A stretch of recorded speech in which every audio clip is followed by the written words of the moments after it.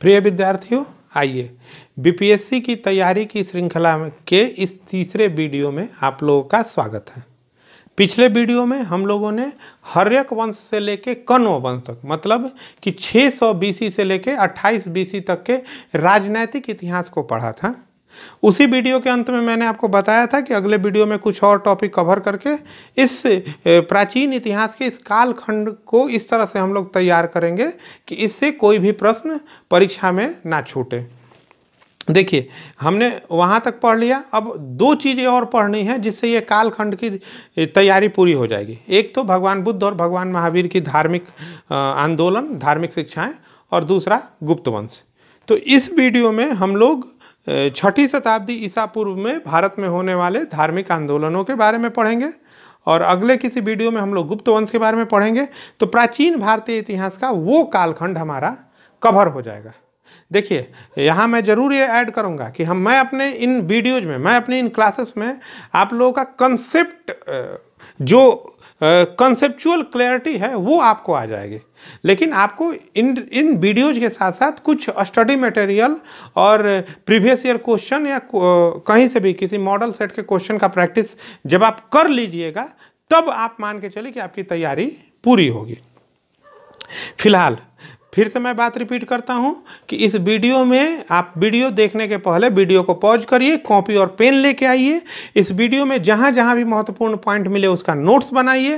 Video को pause करिए, notes बनाइए, उसके बाद फिर रिप्ले करिए, आगे बढ़िए। इस लेक्चर में आपको कई सारे परीक्षा उपयोगी पॉइंट मिलेंगे, तो इसमें आप तो नोट्स बनाइए ही बनाइए, कॉपी पेन लेकर ही बैठिए, क्योंकि तैयारी करने का मतलब बढ़िया से तैयारी कीजिए। इस तरह से तैयारी कीजिए कि परीक्षा को आप उत्तीर्ण कर सकें। अल्टीमेट, अगर हम परीक्षा की तैयारी करते हैं, परीक्षा का फॉर्म भरते हैं, तो हमारा टारगेट क्या है? परीक्षा को उत्तीर्ण करना। तो हमें अपनी तैयारी में ऐसा कोई भी कमी नहीं रखनी चाहिए जो आपके मार्ग में बाधा बने। खैर, मतलब कि नोट्स जरूर बनाइए, ये रिवीजन में आपके लिए बहुत कारगर होगा।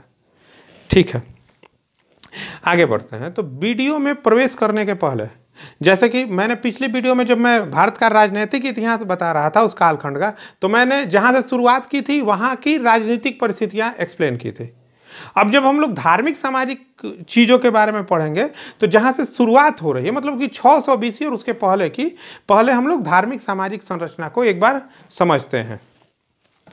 देखिए, भारतवर्ष में इतिहास के जो लिखित साक्ष्य मिलने शुरू होते हैं वो मिलने शुरू होते हैं वैदिक काल, और वैदिक काल के सबसे प्राचीन ग्रंथ ऋग्वेद से। माना जाता है कि ऋग्वेद का संकलन 1500 ईसा पूर्व से 1000 ईसा पूर्व के बीच में हुआ था। देखिए, यहाँ एक बात बहुत समझनी बहुत आवश्यक है कि ऋग्वेद या कोई भी वेद ऐसे कोई ग्रंथ नहीं थे कि जिनको एक ही बार में लिख दिया गया या किसी एक व्यक्ति ने इनको लिखा है। ये ऋग्वेद या जो भी वेद हैं वो समय के साथ साथ बहुत सारे गुरु शिष्य परंपरा में मौखिक रूप से विकसित हुए हैं, और बहुत बाद में, मतलब ये वेद छंद बाई छंद वेद विकसित हुए हैं और बाद में इनको लिपिबद्ध किया गया। तो सबसे प्राचीन वेद कौन सा है? ऋग्वेद, जो कि जिसका एक अनुमानित कालखंड 1500 ईसा पूर्व से लेकर 1000 ईसा पूर्व का है। 500 वर्ष का अनुमानित कालखंड। आप समझ सकते हैं कि इनके विकास ये किस तरह से विकसित हुए होंगे। यही कारण है कि ऋग्वेद को मानव सभ्यता का सबसे प्राचीन रचना माना जाता है। ऋग्वेद के बाद बाकी तीनों वेद आए, और इनमें सबसे अंतिम वेद जो है वो अथर्ववेद है। यहाँ आपको 2 पॉइंट मिल गए, सबसे प्राचीन वेद, सबसे अंतिम वेद।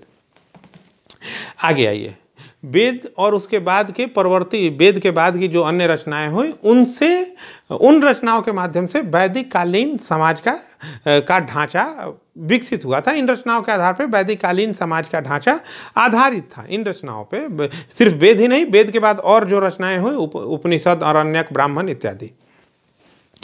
लेकिन अब देखिए, मनुष्यों का कोई भी जीवंत समाज जड़ नहीं होता। वह ऐसा जीवंत समाज पहले से प्राप्त हुई परंपराओं को, या पहले से प्राप्त हुई ज्ञान को, या पहले से प्राप्त हुई पुस्तकों को यथारूप ही उसको फॉलो नहीं करता। वह नई नई बातें सोचता है, नए नए प्रश्नों पर विचार करता है और अपने समय के अनुकूल नई नई चीज़ें अपनाने की कोशिश करता है। कोई भी जीवंत समाज, कोई भी मनुष्यों का कोई भी जीवंत समाज वो पुरानी परंपराओं का अपने समय के सापेक्ष मूल्यांकन करता है। उसमें अगर उसे जो चीज़ गैर जरूरी लगती है उन्हें छोड़ता है, कुछ नई चीज़ें हैं तो उन्हें अपनाता है। आप इतिहास में देखिएगा कि कई ऐसे दौर आए जब जड़ हो चुके समाज में कई महापुरुषों ने अपनी शिक्षाओं के माध्यम से, कई विद्वानों ने, कई शिक्षकों ने अपनी शिक्षाओं के माध्यम से परिवर्तन की ऐसी लहर फूकी।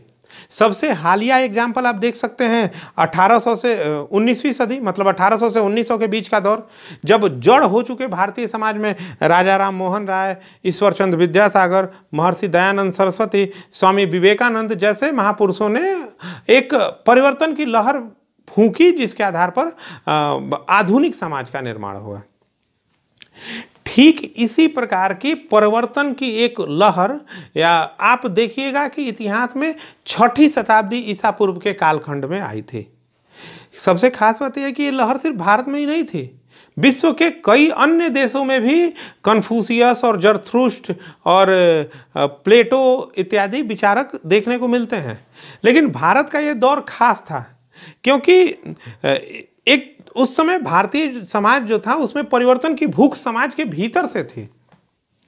देखिए, इसके कारण अगर देखा जाए तो क्या हो सकते हैं, इसके कारण अगर देखा जाए तो क्या हो सकते हैं, समझिए, खुद से सोचने की कोशिश करिए। वेदों की रचना हुए कई सौ साल बीत गए हैं। आप देखिए कितना सैकड़ों सालों का गैप हो चुका है और तब से वैदिक कालीन सरल समाज अब महाजनपद कालीन थोड़े से जटिल हो चुका है।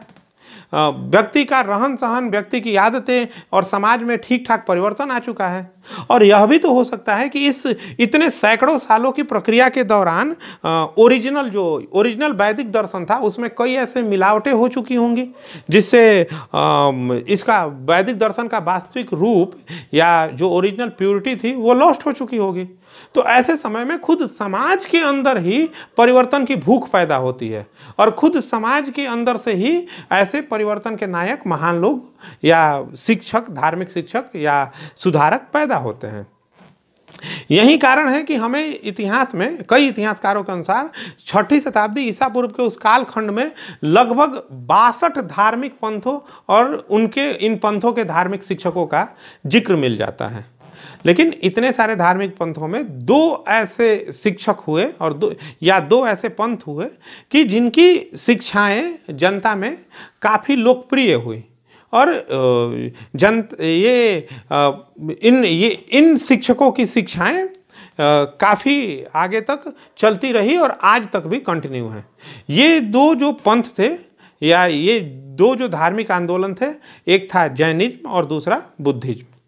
चूँकि ये दो महत्वपूर्ण पंथ थे, इनके बारे में ये जो धार्मिक शिक्षक हैं, इनकी जो धार्मिक शिक्षाएं हैं, इनके बारे में हम लोग विस्तार से पढ़ेंगे।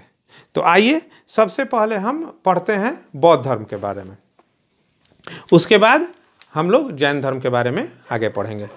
फिलहाल देखिए, अब बौद्ध धर्म के बारे में कई सारे परीक्षोपयोगी पॉइंट्स आने वाले हैं। आप कॉपी पेन लिए रहिए, जहाँ भी आपको इसमें तो बहुत सारे पॉइंट आएंगे, आप उनका नोट्स बनाइए ही बनाइए। देखिए, 563 BC में सबसे ज़्यादातर लोग इसी को मानते हैं। 563 ईसा पूर्व में नेपाल के रुम्बिनी, वर्तमान नेपाल के रुम्बिनी जिले में लुम्बिनी वन में कपिलवस्तु के राजा सुशोधन की पत्नी महामाया ने एक राजकुमार को जन्म दिया। उस राजकुमार का नाम सिद्धार्थ रखा गया। माता के बालक के, इस राजकुमार के माता की शीघ्र ही मृत्यु हो जाने के पश्चात उनका पालन पोषण उनकी सौतेली माँ महाप्रजापति गौतमी ने किया। मतलब कि गौतम बुद्ध के बचपन का नाम सिद्धार्थ, पिता का नाम सुशोधन जो कि कपिलवस्तु के राजा थे, उनकी माता का नाम महामाया था, उनकी पालन पोषण उनकी सौतेली माँ महाप्रजापति गौतमी ने किया। और इनका जो कुल था, मतलब कि राजा सुशोधन का जो कुल था वह शाक्य क्षत्रिय कुल था। शाक्य क्षत्रिय कुल में राजकुमार सिद्धार्थ का 563 BC में जन्म हुआ। आइए, राजा ने राजकुमार का कम उम्र में ही शादी करवा दी। इनकी पत्नी का नाम यशोधरा था और इनका एक पुत्र था राहुल। एक बार राजमहल की सुख सुविधा भरी जिंदगी से बाहर निकलने पर उन्होंने कुछ दुखद दृश्य देखे, जैसे एक मृत शरीर, एक बूढ़ा व्यक्ति, एक बीमार व्यक्ति इत्यादि। इन दृश्यों को देखकर जीवन के प्रति राजकुमार सिद्धार्थ के मन में बहुत सारे सवाल उठे और इन सवालों के जवाब के खोज में उन्होंने अपना घर से निकल कर गृह त्याग कर दिया। गृह त्याग करने की इस घटना को इसमें बौद्ध दर्शन में या बौद्ध धर्म में महाभिनिष्क्रमण की घटना के नाम से जाना जाता है। देखिए, राजकुमार सिद्धार्थ के जीवन में 4 घटनाएं महत्वपूर्ण हैं। ये कौन कौन सी ये घटनाएं हैं? पहला, उनका जन्म। दूसरा, महाभिनिष्क्रमण। तीसरा, संबोधि या निर्वाण, जब उनको ज्ञान प्राप्त हुआ। चौथा, जब उन्होंने अपना पहला उपदेश दिया, धर्मचक्र प्रवर्तन। और 5वां, जब उनकी मृत्यु हुई, जिसे महापरिनिर्वाण बोलते हैं। आमतौर पे इसमें जन्म की घटना को थोड़ा सा कम महत्व का मानते हुए इन 4 घटनाओं को महत्वपूर्ण घटना के रूप में देखते हैं। महाभिनिष्क्रमण, संबोधि या निर्वाण, उसके बाद धर्मचक्र प्रवर्तन और फिर महापरिनिर्वाण। आगे देखिए, तो पत्नी यशोधरा, पुत्र राहुल, और इन्होंने 29 वर्ष की अवस्था में अपना गृह त्याग किया, जिसे हम लोग महाभिनिष्क्रमण बोलते हैं। घर से निकलने के बाद उन्होंने कई शिक्षकों से पहले ज्ञान प्राप्त किया, जिसके बाद उनके शिक्षकों में उनका पहला शिक्षक का नाम अलारा कलामा है। ये सांख्य दर्शन के अलारा कलामा ये सांख्य दर्शन के शिक्षक थे, जिनसे इन्होंने मेडिटेशन इत्यादि की टेक्निक्स सीखी। तमाम तरह के शिक्षकों से संवाद और शिक्षकों से कुछ ज्ञान लेने के बाद ये राजकुमार सिद्धार्थ ने बोधगया में उरुवेला नामक जगह पर निरंजना नदी के किनारे, जिसे वर्तमान में फल्गु कहा जाता है, के तट पर एक बोधि वृक्ष, जिसे आज बोधि वृक्ष के नाम से जानते हैं, उस वृक्ष के नीचे 35 वर्ष की अवस्था में भगवान बुद्ध को ज्ञान प्राप्त हुआ और जिससे इस घटना को निर्वाण या संबोधि, इनलाइटमेंट के नाम से जानते हैं। और सिद्धार्थ यहीं से बुद्ध बने, मतलब उनको ज्ञान प्राप्त हुआ, उन्हें बोध हुआ और राजकुमार सिद्धार्थ यहीं से बुद्ध बने। इनका नाम बुद्ध या तथागत पड़ गया। ज्ञान प्राप्त होने के बाद, इनलाइटमेंट के बाद, पहली बार भगवान बुद्ध ने सारनाथ में अपना प्रथम उपदेश दिया 5 शिष्यों को। इस प्रथम उपदेश की घटना को बौद्ध दर्शन में, बौद्ध धर्म में धर्मचक्र प्रवर्तन के नाम से जानते हैं। फिर से एक पॉइंट मिल गया, धर्मचक्र प्रवर्तन मतलब कि प्रथम उपदेश। और 80 वर्ष की आयु में भगवान बुद्ध ने अपना शरीर त्याग किया। शरीर त्याग करने की इस घटना को महापरिनिर्वाण बोलते हैं। यहाँ तक की बातें क्लियर हो गई। अगली बात, बौद्ध धर्म के सिद्धांत। बौद्ध धर्म के सिद्धांतों का जो बेसिस है, बौद्ध धर्म के सिद्धांतों का जो सबसे आधारभूत सिद्धांत है, वो है चत्वारि आर्य सत्यानि, मतलब कि 4 आर्य सत्य। 4 आर्य सत्य कौन कौन है? पहला, 4 आर्य सत्य। देखिए, आप बोर्ड पे देखिए, बौद्ध धर्म के सिद्धांतों में चत्वारि आर्य सत्यानि, चत्वारि आर्य सत्यानि का पहला सत्य क्या है? पहला सिद्धांत क्या है? सब्बम दुखम, मतलब कि life is full of sorrow, जीवन में दुख है, दुख जीवन में ही दुख है। दूसरा सिद्धांत क्या है? दुख समुदय, मतलब कि there are causes of sorrow, इस दुख के कारण हैं। और दुख के कारण क्या है? दुख के कारण होती हैं, बौद्ध धर्म के सिद्धांतों के अनुसार डिजायर्स, यानी इच्छाएं जो हैं वो दुख के कारण हैं। तीसरा सिद्धांत क्या है? कि दुख निरोध, मतलब कि ये जो दुख हैं इनको रोका जा सकता है। The sorrow can be stopped, ये दुख को निरोध किया जा सकता है, दुख को रोका जा सकता है। और चौथा क्या है, दुख निरोध गामिनी प्रतिपदा। प्रतिपदा का तात्पर्य मार्ग से है, तो इस जो दुख के निरोध पर जाने का एक मार्ग भी है, देयर इज ए पाथ। अब देखिए, ये पहला बात कि सब्बम दुखम, हर जगह दुख है, ये बात सब, ये तो लाइफ में, जीवन में ही दुख है, ये बात तो क्लियर है।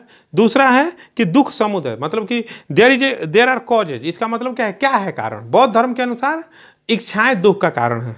दुख निरोध, दुख निरोध क्या है कि the sorrow can be stopped, इसको रोका जा सकता है। कैसे रोका जा सकता है, निर्वाण के माध्यम से, जिसे क्या बोलते हैं, लिबरेशन। इसमें जो भी जन्म और मृत्यु के साइकिल से जो लिबरेशन हो जाती है, जन्म और मृत्यु के साइकिल से मुक्ति, जिसे ये लोग बौद्ध धर्म के दर्शन में निर्वाण बोला जाता है, यह है, इस माध्यम से दुख को रोका जा सकता है। और इस पर चलने का जो मार्ग है, ये इस पर जो दुख निरोध गामिनी प्रतिपदा है, मतलब कि दुख के निरोध पर जाने का जो मार्ग है, वो मार्ग कौन सा है, अष्टांगिक मार्ग बोलते हैं, या एक और सिद्धांत है मार्ग के बारे में, मध्यम मार्ग, जिसे मध्यम प्रतिपदा भी बोलते हैं। मतलब कि किसी भी दो ये सब, जैसे बीच का रास्ता, जिसे नहीं बीच का रास्ता बोलते हैं, मध्यम मार्ग का मतलब वही है। मध्यम मार्ग का तात्पर्य यह है कि न यह अतिवाद न यह अतिवाद, दोनों अतियों के बीच का जो मार्ग है वह सबसे बेहतर मार्ग है। ये बौद्ध धर्म के चत्वारी आर्य सत्यानि के चारों जो सत्य हैं उनकी व्याख्या हुई। आगे आइए, बौद्ध धर्म में एक और चीज़ महत्वपूर्ण है, अष्ट स्थान। मतलब कि भगवान बुद्ध और बौद्ध धर्म, भगवान बुद्ध के जीवन से जुड़े 4 स्थानों के अलावा 4 और स्थानों के साथ अष्ट स्थान का जिक्र आता है, जो कि बौद्ध धर्म में पवित्र स्थान माने गए हैं। ये कौन कौन से स्थान हैं? 4 तो भगवान बुद्ध के जीवन के ही हो गए, लुम्बिनी, बोधगया जहाँ उनको ज्ञान की प्राप्ति हुई थी, तीसरा सारनाथ जहाँ उन्होंने पहला उपदेश दिया था, और चौथा कुशीनगर जहाँ उन्होंने देह त्याग किया था 483 BC में। इनमें 4 और जगह जो श्रावस्ती, राजगीर, वैशाली और संकस्या, इन 8 जगहों को सम्मिलित रूप से अष्ट स्थान बोलते हैं, जो कि बौद्ध दर्शन में पवित्र जगहों के रूप में चिन्हित हैं। आइए, यहाँ तक की बातें पढ़ने के बाद अब हम थोड़ा सा पिछली वीडियो में पढ़ी गई बातों से इनको जोड़ते हैं। पिछली वीडियो में मैंने आपको बताया था कि सम्राट बिंबिसार, जो हर्यक वंश के संस्थापक थे, राजा बिंबिसार, ये मतलब भगवान बुद्ध के समकालीन थे। तो इन्होंने, राजा बिंबिसार और उनके बाद राजा अजातशत्रु, इन दोनों लोगों ने बौद्ध धर्म को राजकीय संरक्षण दिया था। और आगे आपने पिछले वीडियो में ही पढ़ा था कि अशोक ने बौद्ध धर्म को अपना के, सम्राट अशोक बौद्ध हो गए थे और उन्होंने बौद्ध धर्म को राजकीय संरक्षण दिया। और अशोक के बाद पिछले वीडियो में हमने पढ़ा था कि राज्य का 2 भागों में विभाजन हो गया था। तो एक जगह पे जो राजाओं की परंपरा थी, उसमें दशरथ नाम के एक राजा हुए थे। तो सम्राट अशोक और उनके बाद आने वाले दशरथ, इन राजाओं ने बौद्ध धर्म को राजकीय संरक्षण दिया, जिनके संरक्षण में बौद्ध धर्म की पर्याप्त उन्नति हुई। तो आपको प्रश्न में पूछा जा सकता है, कई बार ये पूछा जा सकता है कि इनमें किस राजा ने बौद्ध धर्म को राजकीय संरक्षण प्रदान किया था। आप याद करिए, पिछले वीडियो में मैंने एक सम्राट के बारे में बताया था कि जिसने आजीविक संप्रदाय को संरक्षण दिया था। ये सब ऐसे प्रश्न पूछे जाते हैं, आपको इन सब पॉइंट्स पर का ध्यान रखना होगा, इन सब पॉइंट्स के नोट्स बनाने चाहिए। अब आइए, अभी हमने पढ़ा कि कुशीनगर में 483 ईस्वी पूर्व में भगवान बुद्ध की शरीर त्याग हुआ था, देह त्याग हुआ था, जिसे महापरिनिर्वाण बोलते हैं। भगवान बुद्ध की मृत्यु के ठीक बाद जितने इनके शिष्य थे, बौद्ध धर्म के प्रमुख लोगों की, शिष्यों की एक मीटिंग हुई, बैठकें हुई, जिसमें उनकी मृत्यु के बाद जो बौद्ध धर्म के सिद्धांत थे या उनके टीचिंग्स थे या जो नियम थे, उनको लेके इन मीटिंग्स में विचार विमर्श हुआ और कई सारे ग्रंथ भी लिखे गए, टेक्स्ट भी लिखे गए, और यह परंपरा आने वाले वर्षों में भी जारी रही। इन मीटिंग्स को, इन बैठकों को बौद्ध संगीति बोलते थे। प्रथम बौद्ध संगति, द्वितीय बौद्ध संगति, तृतीय बौद्ध संगति, इन नामों से इनको बोला जाता है। ये पॉइंट भी परीक्षा की दृष्टि से काफ़ी महत्वपूर्ण है। तो एक पहली जो बौद्ध संगति थी वो तो भगवान बौद्ध के मृत्यु के ठीक बाद ही हो गई थी। पहली बौद्ध संगति 483 BC में, 483 BC में अजात शत्रु के समय कहाँ पे हुई थी? उस समय अजात शत्रु ये मगध साम्राज्य के राजा थे, और याद करिए उस समय मगध की राजधानी राजगृह थी। तो पहली बौद्ध संगति अजात शत्रु के समय राजगीर में 483 BC में, द्वितीय बौद्ध संगति 383 BC में, पहली के ठीक 100 साल बाद।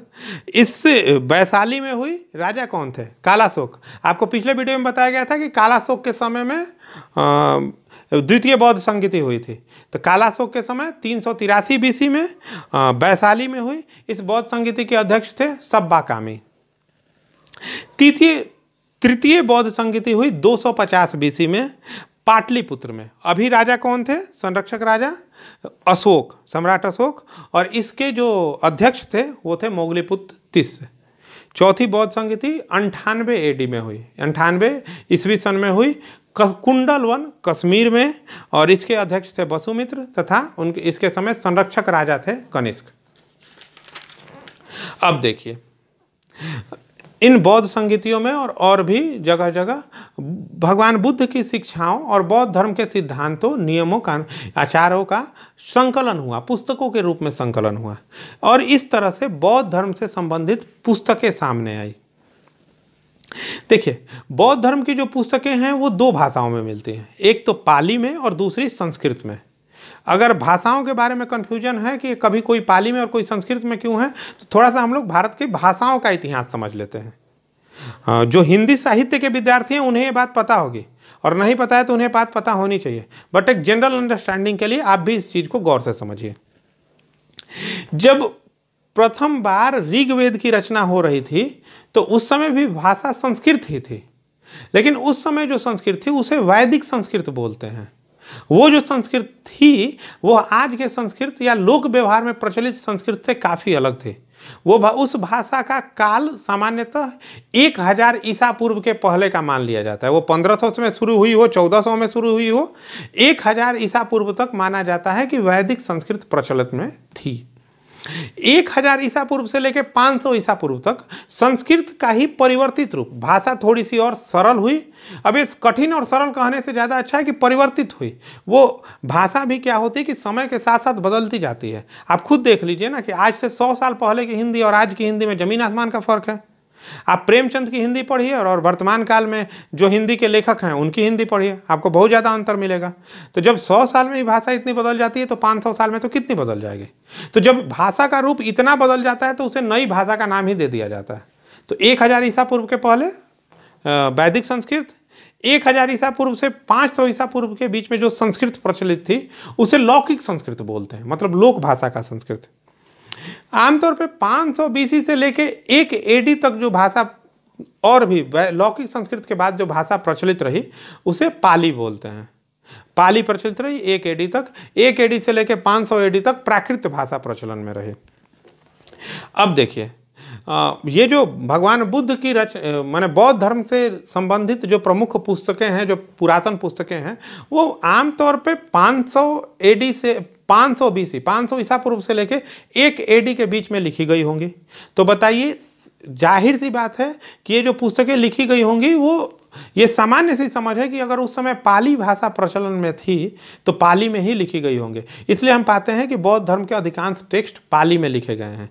लेकिन पाली प्रचलन में थी इसका मतलब ये नहीं है कि अन्य भाषाएं लुप्त हो गई थी। संस्कृत का प्रचलन कम हो गया था, पाली का प्रचलन बढ़ गया था। वैसे ही फिर पाली का प्रचलन कम हो गया, प्राकृत का प्रचलन बढ़ गया था। मतलब कि संस्कृत भी चलती रही थी, इसलिए कुछ पुस्तकें संस्कृत में लिखी हुई भी मिलती हैं। आइए अब आते हैं भाषाओं का कंसेप्ट अगर क्लियर हुआ तो हम बौद्ध धर्म की पुस्तकों के बारे में देखते हैं। तो बौद्ध धर्म के सबसे प्रमुख पुस्तकों में है त्रिपिटक। त्रिपिटक हमने आपको पिछले वीडियो में हमने किसी प्रीवियस ईयर के क्वेश्चन में भी ये क्वेश्चन आया था कि त्रिपिटक किस धर्म से संबंधित है।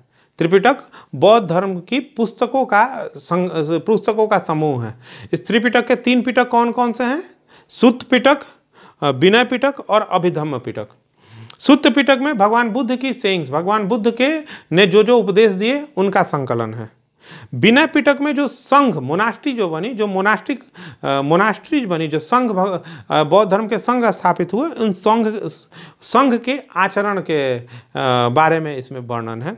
और अभिधम्म पिटक के अंदर कई सारे पार्ट्स हैं, कई सारी ये हैं, जिसमें महत्वपूर्ण कौन कौन से हैं? दिग्घ निकाय, मध्यम निकाय, संयुक्त निकाय और अंगुतर निकाय।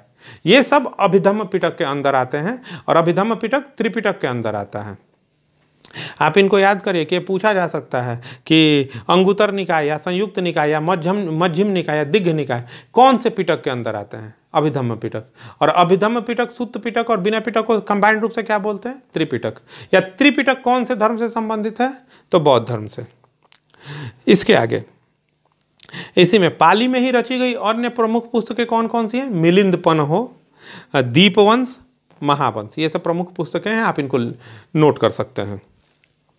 इसके अलावा संस्कृत में बुद्ध चरित और सूत्रा अलंकार जैसी बौद्ध धर्म से संबंधित पुस्तकें भी संस्कृत भाषा में भी रची गई। यहाँ तक के बाद बौद्ध धर्म में एक आखिरी चीज़ आप याद कर लीजिए कि समय के साथ साथ बौद्ध धर्म में भी आगे चलकर विभाजन हुए, और बौद्ध धर्म में जो प्रमुख विभाजन हुए वो सब कौन कौन सा हैं? वो हीनयान, महायान और वज्रयान। इस तरह से बौद्ध धर्म में 3 विभाजन हुए। यहाँ तक की बातें अगर समझ में आई तो हमने बौद्ध धर्म का ठीक ठाक कंसेप्ट समझ लिया, बौद्ध धर्म को ठीक ठाक पढ़ लिया। अब बौद्ध धर्म से संबंधित आपके पास जो भी किताब है या जो भी स्टडी मटेरियल है उसको एक बार पढ़ लीजिए। अगर आप कोई स्टडी मटेरियल इस टॉपिक पे चाहते हैं तो आप इस वीडियो के डिस्क्रिप्शन में देखिए कि आप अगर स्टडी मटेरियल चाहते हैं तो आपको स्टडी मटेरियल कैसे पा सकते हैं। आपको एक ये संपर्क सूत्र दिया गया है जिस पर संपर्क करके आप स्टडी मटेरियल पा सकते हैं। आपके पास कोई किताब है तो किताब से पढ़िए, पहले से कोई स्टडी मटेरियल है तो स्टडी मटेरियल को पढ़िए, क्योंकि खुद वीडियो में तो आपको समझा दिया गया लेकिन पढ़ना आपको खुद से पड़ेगा ही। आप खुद से जब पढ़िएगा और प्रश्नों का अभ्यास करिएगा तब जाके आपकी तैयारी को संपूर्णता मिलेगी। अब बौद्ध धर्म के बाद हमें लगता है कि जैन धर्म को हमें नेक्स्ट वीडियो में कवर करना पड़ेगा। हम लोग पहले जैन धर्म पढ़ेंगे, उसके बाद गुप्त वंश पढ़ेंगे, और इस तरह से हम अपने प्राचीन काल का इतिहास का जो खंड है उसको कवर करेंगे। फिर आगे किसी और हम लोग किसी और सब्जेक्ट पर या किसी और टॉपिक पे कवर करने की हम लोग कोशिश करेंगे। जल्दी हम मिलते हैं नेक्स्ट वीडियो के साथ। आप इस चैनल को सब्सक्राइब कर लीजिए और बेल आइकन को दबा दीजिए कि नेक्स्ट वीडियो अपलोड होते ही आपको नोटिफिकेशन मिल जाए। और ख़ासकर जब पढ़ाई करते हैं तो पढ़ाई के साथ साथ इसको अपने दोस्तों के साथ डिस्कशन भी करिए। दोस्तों के साथ जो भी आपका पढ़ाई का ग्रुप है उसके साथ डिस्कशन करिए, क्योंकि बातों को अगर हम मुंह से निकालते हैं तो वो हमारे दिमाग में बैठती हैं, दिमाग में याद होती जाती हैं। बाकी जल्दी ही फिर मिलते हैं अगले वीडियो के साथ, तब तक के लिए शुभकामनाएं।